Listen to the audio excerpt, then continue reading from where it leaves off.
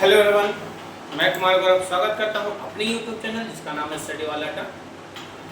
जैसा कि हमने सेशन स्टार्ट किया था और हम इस सेशन को कंटिन्यू करते हुए कल के टॉपिक से हम आगे बढ़ेंगे। और कल का टॉपिक था हमारा केमिकल रिएक्शन। उससे आगे हम केमिकल इक्वेशन को हमने पढ़ाया था। उस केमिकल इक्वेशन को के टाइप्स को भी हमने बताया था। तो ध्यान से रखिएगा। नॉर्मली अगर थोड़ा सा रिव्यू करो, केमिकल रिएक्शन वो है जहाँ पे केमिकल चेंज हो रहा होगा, उस प्रोसेस को केमिकल रिएक्शन बोलते हैं। दूसरी बात, केमिकल रिएक्शन को हम उसको उसके सिंबॉलिक फॉर्म में लिख सकते हैं, उसको हम केमिकल इक्वेशन बोलते हैं। केमिकल इक्वेशन को हम दो भाग में बांटते हैं, एक हमारा बैलेंस केमिकल इक्वेशन, दूसरा हमारा स्कैटर इक्वेशन। हम इसके आगे बढ़ेंगे। हमारा है पहला स्कैटर इक्वेशन। क्या है? Scatter equation. स्कैटर इक्वेशन हम उसको बोलते हैं जो लॉ ऑफ कंजर्वेशन ऑफ मास को फॉलो करता है। लॉ ऑफ कंजर्वेशन ऑफ मास को फॉलो नहीं करता है, डजंट फॉलो। और जो फॉलो करेगा उसको बोलेंगे बैलेंस केमिकल इक्वेशन। क्या बोलेंगे? Balance equation. Balance equation. अब देखिएगा, इस बैलेंस इक्वेशन को बैलेंस करना भी आना चाहिए। तो हमारे पास कुछ तरीके हैं बैलेंस, किसी भी इक्वेशन को बैलेंस करने के लिए। तो ध्यान से रखिएगा, जो लॉ ऑफ कंजर्वेशन ऑफ मास को फॉलो करके क्वेश्चन कह देता है कि why reaction should always be balance. Reaction हमेशा बैलेंस क्यों होना चाहिए? तो आपको बता दूं, रिएक्शन बैलेंस होना चाहिए क्योंकि वो ताकि वो लॉ ऑफ कंजर्वेशन ऑफ मास को फॉलो कर सके। ये एनसीईआरटी में भी क्वेश्चन लिखा हुआ है और सीबीएसई वाले भी कहीं ना कहीं क्वेश्चन दे देते हैं, कभी-कभी आ जाता है। ये प्रीवियस इसमें क्वेश्चन में आए हुए हैं। Why reactions should be balance? The reaction should always be balance to follow the law of conservation of mass. This is the perfect answer. तो आपको अगर कभी भी ऐसा क्वेश्चन आ जाए, आप हमेशा ये लिखेंगे कि रिएक्शन को बैलेंस क्यों करना चाहिए। ठीक है? और सबसे बड़ी बात, रिएक्शन हमेशा बैलेंस ही होना चाहिए। आप कभी भी अगर एग्जाम में बिना बैलेंस के लिखते हैं तो मोस्ट ऑफ द चांस होता है कि वो आपका रिएक्शन हमेशा गलत हो जाता है। ठीक है? अब आगे उसके बाद हमारा आता है कि जब आप रिएक्शन को बैलेंस करते हैं तो हमारे पास कुछ नियम कानून है रिएक्शन को बैलेंस करने का। Balancing of chemical reaction. अगर मान लीजिए लॉ ऑफ कंजर्वेशन ऑफ मास कहता है कि जो नंबर ऑफ एटम्स होने चाहिए रिएक्टेंट साइड वही होना चाहिए प्रोडक्ट साइड। मतलब रिएक्टेंट साइड और प्रोडक्ट साइड का जो नंबर ऑफ एटम्स होगा वो हमेशा क्या होना चाहिए? बराबर होना चाहिए। बराबर होने का मतलब ये है कि बराबर होने का मतलब ये है कि अगर मान लीजिए लेफ्ट हैंड साइड में हाइड्रोजन की संख्या 4 है, 4 है, तो राइट हैंड साइड में भी हमारा कितना होना चाहिए सर? 4 होना चाहिए। ठीक है? आइए एक क्वेश्चन देखते हैं। अगर सबसे सिंपलेस्ट है H2 + O2 बनाता है हमारा H2O। ठीक, देखिएगा कहते क्या, इस साइड ये हमारा रिएक्टेंट साइड है और ये हमारा प्रोडक्ट साइड है। कौन है? प्रोडक्ट साइड है। रिएक्टेंट का मतलब ये हो गया कि अगर मान लीजिए कि हाइड्रोजन की संख्या 2 है, इधर भी हाइड्रोजन कितना होना चाहिए? 2 होना चाहिए। एक चीज और, अगर पहला लेटर कैपिटल और दूसरा स्मॉल होता है तो उसको हम एक ही एलिमेंट मानते हैं। ये चीज बेसिक चीज है जो आप लोग जानते भी होंगे। ठीक है? ये हाइड्रोजन इधर, ये हाइड्रोजन इधर, हाइड्रोजन की संख्या इधर 1 है, इधर भी 1 है। ठीक है भाई? इधर ऑक्सीजन की संख्या 2 है, इधर ऑक्सीजन की संख्या हमारा 1 है। इस कंडीशन में कि आपको हमेशा आप अपने हिसाब से नंबर लिखेंगे ताकि ये बैलेंस हो जाए। यहाँ पे इसकी संख्या 1 है तो इसको बैलेंस करने के लिए हम हमेशा जो नंबर लिखेंगे वो किधर लिखेंगे? इधर लिखेंगे। किधर लिखेंगे? उसके सबसे आगे। इसको हम बोलते हैं स्टोइकियोमेट्रिक कोएफिशिएंट। क्या बोलेंगे? Stoichiometric coefficient. क्या बोलते हैं? Stoichiometric coefficient. क्या बोलेंगे? Stoichiometric coefficient. ठीक है? इसका मतलब ये हो गया, ध्यान से देखिएगा, इसका मतलब हो गया ये 2 का मल्टीप्लाई इसके साथ और 2 का मल्टीप्लाई इसके साथ। अगर 2 इसके साथ मल्टीप्लाई कर रहे हैं, अब ये ऑक्सीजन कितना हो गया? 2 * 2, ऑक्सीजन इधर भी 2 है, इधर भी 2 हो गया। अब देखिएगा इसको जब मल्टीप्लाई करेंगे ये टोटल हाइड्रोजन की संख्या कितनी हो गई?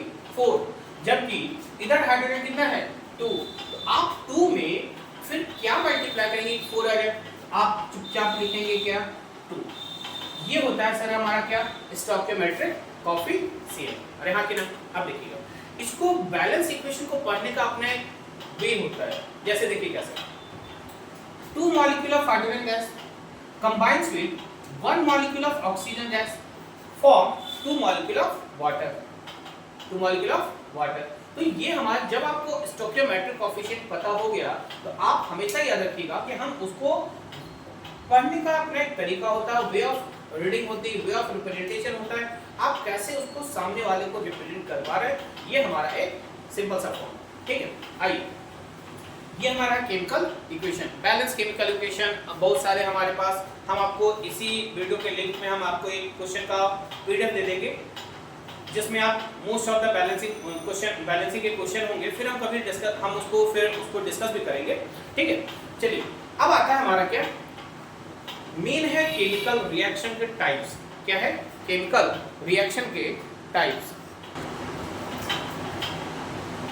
Types of chemical reaction, types of chemical reaction।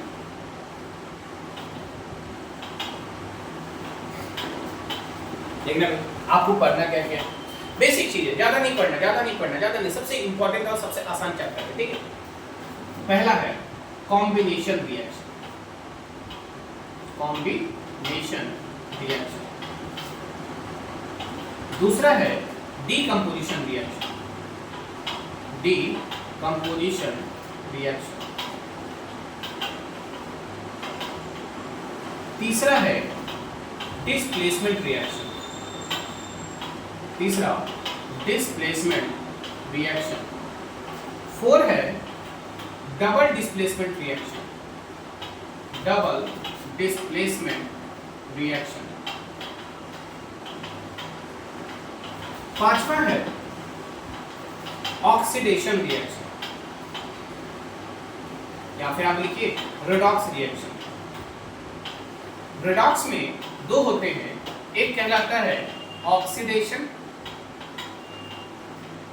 एक होता है रिडक्शन। एक होता है ऑक्सीडेशन, एक होता है रिडक्शन। और ये जो हमारा डिकम्पोजिशन है इसको फिर 3 भाग में बांटेंगे। पहला होगा थर्मोलिटिक डिकम्पोजिशन, थर्मोलिटिक। दूसरा होगा फोटोलिटिक, दूसरा होगा फोटोलिटिक। और इसके बाद होगा hydrolytic decomposition, hydrolytic decomposition reaction. ठीक है, आइए इसे डबल डिस्प्लेसमेंट रिएक्शन में फिर से हम पढ़ेंगे। Precipitation reaction, precipitation reaction. इसी में हम पढ़ेंगे न्यूट्रलाइजेशन रिएक्शन, न्यूट्रलाइजेशन रिएक्शन। कौन सा रिएक्शन है, न्यूट्रलाइजेशन रिएक्शन। इसके अलावा और भी हमारे पास रिएक्शन होंगे, एंडोथर्मिक, एंडोथर्मिक। फिर क्या है, एक्सोथर्मिक, एक्सोथर्मिक रिएक्शन। ठीक है, हम सारे रिएक्शन को एक एक करके उससे आए हुए सवाल को ध्यान में रखते हुए हर क्वेश्चन को, हर रिएक्शन को हम पढ़ेंगे। ठीक है, तो सबसे पहला हमारा कौन सा, कॉम्बिनेशन। सबसे पहला हमारा कौन, कॉम्बिनेशन रिएक्शन। चलिए क्या है हमारा कॉम्बिनेशन रिएक्शन। कॉम्बिनेशन रिएक्शन कहते हैं, कॉम्बिनेशन का मतलब होता है एक दूसरे से कंबाइन करना। ठीक है, कंबाइन करना मतलब, कंबाइन करने का मतलब होता है कि 2 और 2 से अधिक सब्सटेंस मिला, फिर मिलके एक बन गया, 2 मिले एक बन गया। नॉर्मली अगर बोले 2 जिस्म एक जान हो गया। ठीक है भाई, आ जाओ। कॉम्बिनेशन रिएक्शन है 2 रिएक्टेंट, 2 और मोर रिएक्टेंट क्या दे देगा, सिंगल प्रोडक्ट, सिंगल प्रोडक्ट। अब देखिएगा हर रिएक्शन का हम एक रिप्रेजेंटेशन होता है, वे ऑफ रिप्रेजेंटेशन होता है कि आप उसको रिप्रेजेंट कैसे कर रहे हैं। अब देखिएगा मान लिया जाए एक रिएक्टेंट है हमारा ए, एक रिएक्टेंट हमारा बी, दो रिएक्टेंट हो गए, दोनों मिलके एक सिंगल प्रोडक्ट बना दिया। देखिए रिएक्टेंट हमारा क्या, दो, प्रोडक्ट हमारा कौन सा, एक। इस रिएक्शन को हम बोलते हैं कॉम्बिनेशन रिएक्शन। अरे क्या बोलेंगे, कॉम्बिनेशन रिएक्शन। तो कॉम्बिनेशन रिएक्शन होता है when two or more reactant combine together to form single product. अगर नहीं आ रहा है तो भाई एक कहावत है, सीधे से बात कर लिए, भविष्य में दो लोग मिलके एक कहलाएंगे, दो लोग मिलके एक फैमिली कहलाएंगे। तो भाई दो लोग मिले एक फैमिली कहलाने लगे, वो कहलाता क्या हमारा, कॉम्बिनेशन रिएक्शन। अरे हाँ कि ना, ये ध्यान से देखिएगा। एक और चीज देखिएगा, हमको कैसे पता कि कोई रिएक्शन हो रहा है, हमको कैसे पता कि वहां पे केमिकल चेंज हो रहे हैं, हमको कैसे पता कि जो प्रोडक्ट बना है वो नया प्रोडक्ट है कि पुराना ही प्रोडक्ट है। इसके लिए हमारे पास होता है कैरेक्टरिस्टिक्स। कुछ कैरेक्टरिस्टिक्स हैं हमारे पास केमिकल रिएक्शन के। जैसे पहली बात बताओ, कुछ कैरेक्टरिस्टिक्स हमारे पास क्या, चेंज इन कलर। पहला चेंज इन स्टेट लिख लीजिए। आप अगर 9th क्लास पढ़ के आए होंगे तो स्टेट तीन ही होते हैं, सॉलिड, लिक्विड, गैस। अगर पहले आप रिएक्टेंट में कुछ और स्टेट में होगा, प्रोडक्ट में हमारा कुछ और स्टेट में आ जाए, वो हो गया हमारा। अगर ऐसा हुआ इसका मतलब रिएक्शन हो रहा है, और रिएक्शन हो रहा है तो केमिकल चेंज श्योर हो रहे होंगे। केमिकल चेंज हो रहे होंगे तो हमारा एक प्रोडक्ट नया प्रोडक्ट बन रहा होगा। अरे हाँ के ना, सीधे से बात। मान लीजिए हाइड्रोजन है, आपको पता है किस स्टेट में, गैसेस स्टेट में। ऑक्सीजन है, ये भी किस स्टेट में है, गैसेस स्टेट में। जब प्रोडक्ट बना कौन से स्टेट में चला गया, लिक्विड स्टेट। देखो भाई, रिएक्टेंट में गैस था, रिएक्टेंट में गैस था, प्रोडक्ट में हमारा लिक्विड आ गया। रिएक्टेंट में क्या था, गैस था, और प्रोडक्ट में क्या आ गया हमारा, गैस आ गया। जब ऐसा हुआ तो कहलाता क्या हमारा, कि रिएक्शन हो रहा है। दूसरा भाई आ जाओ, दूसरा है change in colour. Change in colour, change in colour. जब मान लीजिए ठीक, चेंज इन कलर। पहला क्या, Pb 3O4, Pb 3O4, Pb 3O4। जब इसको हिटिया देंगे, हिट दे दिया तो ये बना जाता है PbO, PbO plus oxygen, plus oxygen. पहले इसका कलर रेड कलर होता है, PbO4, PbO4 का कलर क्या था, पहले रेड कलर, बाद में क्या बन गया हमारा, येलो कलर। बताओ, जब ये रिएक्शन हो रहा होगा, जब आप इसको हिटिया रहे होंगे ना, तो ये हमारा क्या दे देगा, जब कलर चेंज हो गया तो कहते हैं सर यहाँ पे केमिकल रिएक्शन हो रहा होगा, केमिकल रिएक्शन हो गया। तो पहला कैरेक्टरिस्टिक क्या है हमारा, चेंज इन स्टेट। दूसरा क्या है हमारा, चेंज इन कलर। तीसरा है evolution of gas. Evolution of gas, evolution of gas. मान लीजिए जब कोई मेटल किसी भी एसिड के साथ रिएक्ट कर रहा हो, सपोज कीजिए Zn, ऑफ कोर्स आप लोग जान रहे हो जिंक है, इसको आप H2SO4 के साथ अगर रिएक्शन करा दें, मेटल है, एसिड के साथ रिएक्ट करेगा, एक गैस निकलती है, नाम क्या है, ये एक सॉल्ट बनाएगा ZnSO4, यहाँ से गैस निकलेगी, नाम क्या है हमारा, हाइड्रोजन गैस। और जब भाई हाइड्रोजन गैस जिस कंटेनर में आप इस रिएक्शन को प्रोसीड करा रहे होंगे, जिस रिएक्शन में, जिस कंटेनर में, सॉरी, जिस कंटेनर में आप इस रिएक्शन को प्रोसीड करा रहे होंगे, कुछ नहीं करना, उसके ऊपर जलती हुई माचिस की तीले ले जाइए, बर्निंग मैच स्टिक ले गए, बर्निंग मैच स्टिक ले गए, और जैसे आप बर्निंग मैच स्टिक ले जाएंगे, ये एक साउंड प्रोड्यूस करेगा, साउंड प्रोड्यूस करेगा। वो कौन सी साउंड होती है, पॉप साउंड, चट चट की आवाज आनी शुरू हो जाएगी, पॉप साउंड। जैसे ही आपका पॉप साउंड प्रोड्यूस किया, इसका मतलब वहां से कौन सी गैस निकल रही है, हाइड्रोजन गैस। ध्यान से देखिएगा, कभी कभी बोल देता है कि अगर कोई मेटल रिएक्ट कर रहा है एसिड के साथ, जो गैस निकल रहे हैं उस गैस को हम डिटरमाइन कैसे करेंगे, या फिर अगर एसिड और मेटल के साथ रिएक्ट कर रहा है तो हाइड्रोजन गैस निकल रहा है, ये हम पता कैसे करेंगे? कुछ नहीं, उस कंटेनर के पास, उस बीकर के पास हम ले जाएंगे बर्निंग मैच से, और कौन सा साउंड प्रोड्यूस करेगा? हमारा पॉप साउंड। जब ये पॉप साउंड प्रोड्यूस कर देगा तो हमारा क्या हो जाएगा? जब पॉप साउंड प्रोड्यूस कर देगा तो हो जाएगा क्या हमारा? कि वो रिएक्शन हो रहा है। कौन सा है? हाइड्रोजन गैस निकल गया। चलिए फिर क्या है? Change in temperature, change in temperature, change in temperature, change in temperature. जब चेंज इन टेम्परेचर की बात कर रहे हैं तो एक बात देखिएगा, नॉर्मली जब आप लाइमस्टोन, क्या है? लाइमस्टोन, जिसको हम कैल्शियम कार्बोनेट के नाम से जानते हैं, क्या है? लाइमस्टोन।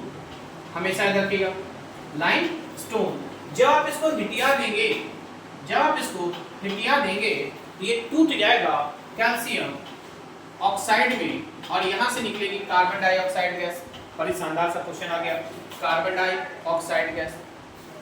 कल भी हम बताए थे, लेकिन आपको बता दूं, भविष्य में हम जैसे जैसे चैप्टर पढ़ेंगे, मेटल नॉन मेटल पढ़ेंगे, एसिड बेस सॉल्ट पढ़ेंगे, वहां पे आएगा how do you determine the presence of, how do you identify the presence of carbon dioxide gas evolving from the reaction। मतलब आप किसी रिएक्शन से कार्बन डाइऑक्साइड गैस से निकल रहा है, ये हम कैसे पता करेंगे? तो हमेशा याद रखिएगा कि उसके लिए हमारे पास एक बजावते अच्छा सा रिएक्शन है जो इंपॉर्टेंट है, हर साल किसी न किसी पेपर में दे देता है, बहुत इंपॉर्टेंट है, वो क्वेश्चन आने ही आने होते हैं, वो कहानी हम करेंगे। लेकिन पहले देखिएगा, जब आप लाइमस्टोन को हिटिया दिए, कैल्शियम ऑक्साइड निकल गया, कैल्शियम ऑक्साइड निकल गया, वहां से कार्बन डाइऑक्साइड गैस निकल रही है। जैसी कार्बन डाइऑक्साइड गैस निकल गई, इसको हम बोलते हैं क्विक लाइन। अरे क्या बोलेंगे?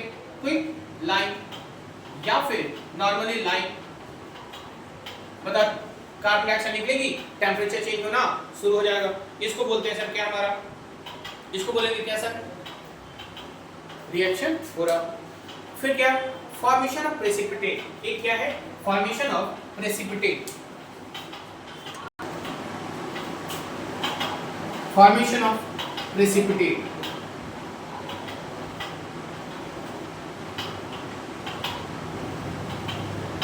Formation of precipitate। पहले आप ये जान लीजिए कि प्रेसिपिटेट होता क्या मुद्दा है। भाई आप पढ़ रहे हैं तो उसको पहले, ठीक है, प्रेसिपिटेशन हम बाद में पढ़ेंगे, लेकिन पहले प्रेसिपिटेट जान लेते हैं। प्रेसिपिटेट का मतलब होता है insoluble substance. Insoluble substance, insoluble का मतलब होता है जो डिसॉल्व नहीं हो पाता है वाटर में। जब इनसॉल्युबल है तो वो सीधी सी बात है बॉटम, कंटेनर के बॉटम पे जाकर बैठ जाएगा, बीकर के बॉटम पे जाकर बैठ जाएगा, सही बात है।